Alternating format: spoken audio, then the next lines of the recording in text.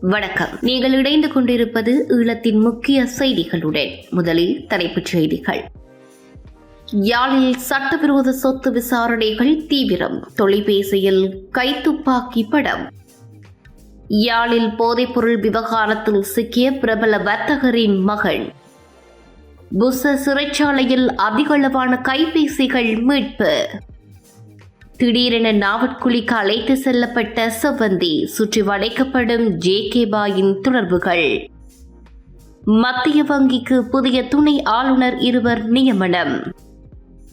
சூடுபிடிக்கும் செவ்வந்தியின் விவகாரம், ஐரோப்பாவில் சிக்கப்போகும் தமிழர்கள் தொடர்பென விரிவான செய்திகள்.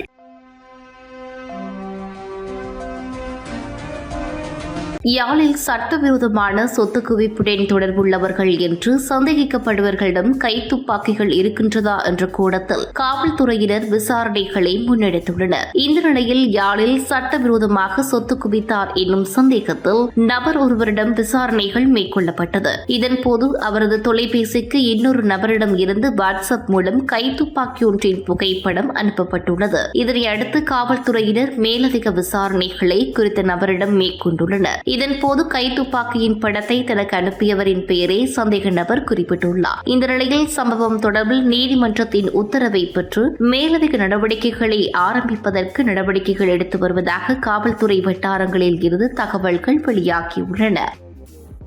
யாழில் இலக்க தகடற்ற புதிய காரில் ஹெரோயின் போதைப் பொருளை கடத்திச் சென்ற நபர் ஒருவர் கைது செய்யப்பட்டுள்ளார். குறித்த கைது நடவடிக்கை நேற்று மேற்கொள்ளப்பட்டுள்ளது. யாழ் மாவட்ட குற்றத்தடுப்பு பிரிவு காவல்துறையினரால் குறித்த கைது நடவடிக்கை முன்னெடுக்கப்பட்டுள்ளது. இது தொடர்பில் மேலும் தெரியவரும் போது சம்பவத்தில் 11 கிராம் 600 மில்லிகிராம் ஹெரோயின் மீட்கப்பட்டு கடத்தலுக்கு பயன்படுத்தப்பட்ட காருடன் குறித்த நபரும் கைது செய்யப்பட்டுள்ளார். குறித்த நபர் பிரபல வர்த்தகரின் மகன் எனவும் ஏற்கனவே ஹெரோயின் போதைப் பொருள் தொடர்பான வழக்கில் கைதாகி பிணையில் விடுவிக்கப்பட்டவர் என்பதும் தெரியவந்துள்ளது. குறித்த நபர் கைதில் இருந்து தப்புவதற்காக தமக்கு கையூட்டு வழங்க முயற்சித்ததாகவும் காவல்துறையினர் குறிப்பிட்டுள்ளனர். பூச சிறைச்சாலையின் விசேட பிரிவுக்கான சிறை கூட்டத்தில் இருந்து 14 கையடக்க தொலைபேசிகள் கண்டுபிடிக்கப்பட்டுள்ளன. இது தவிர 25 சிம் அட்டைகள் உட்பட மேலும் சில உதிரி பாகங்களும் கண்டுபிடிக்கப்பட்டுள்ளது. இன்று காலையில் போலீஸ் விசேட அதிரடிப்படையினரின் மேற்பார்வையின் கீழ் பூச சிறைச்சாலையில் மேற்கொள்ளப்பட்ட விசேட விசாரணைகளின் போதும் விசேட சுற்றி வளைப்புகளின் போதும் சிறைச்சாலை கூடங்களில் முன்னெடுக்கப்பட்ட சோதனையின் போதும் இந்த கையடக்க தொலைபேசிகள் மீட்கப்பட்டுள்ளதாக தெரிவிக்கப்பட்டுள்ளது.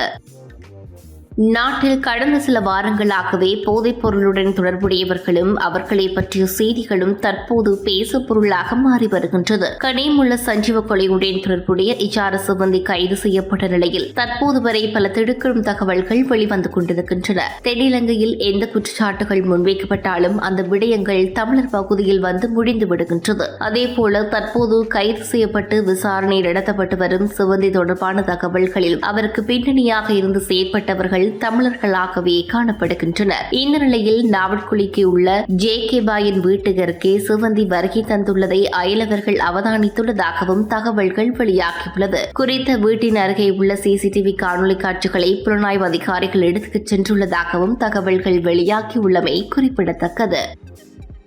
இலங்கை மத்திய வங்கியின் புதிய துணை ஆளுநராக 2 நியமிக்கப்பட்டுள்ளனர். சந்திரநாத் அமரசேகர மற்றும் KGP ஸ்ரீகுமார் ஆகியோரையே நிதி அமைச்சகம் துணை ஆளுநராக நியமித்துள்ளது. 2023 ஆண்டு இலங்கை மத்திய வங்கி சட்ட விதிகளின்படி மத்திய வங்கியின் நிர்வாக குழுவின் பரிந்துரையின் பேரில் இந்த நியமனங்கள் செய்யப்பட்டுள்ளதாக அதிகாரப்பூர்வ அறிவிப்பில் குறிப்பிடப்பட்டுள்ளது. அமரசேகர 2 தசாப்தங்களுக்கு மேலாக மத்திய வங்கியில் பணியாற்றியுள்ளார். ஸ்ரீகுமார் மத்திய வங்கியில் நாணய மேலாண்மை, பொது கடன் வைப்பு தொகை, காப்பீடு, நிதித்துறை தீர்வு மற்றும் பெருநிறுவன சேவைகள் உள்ளிட்ட துறைகளில் 25 ஆண்டுகளுக்கு மேலாக பணியாற்றியுள்ளதாக தெரிவிக்கப்படுகின்றது.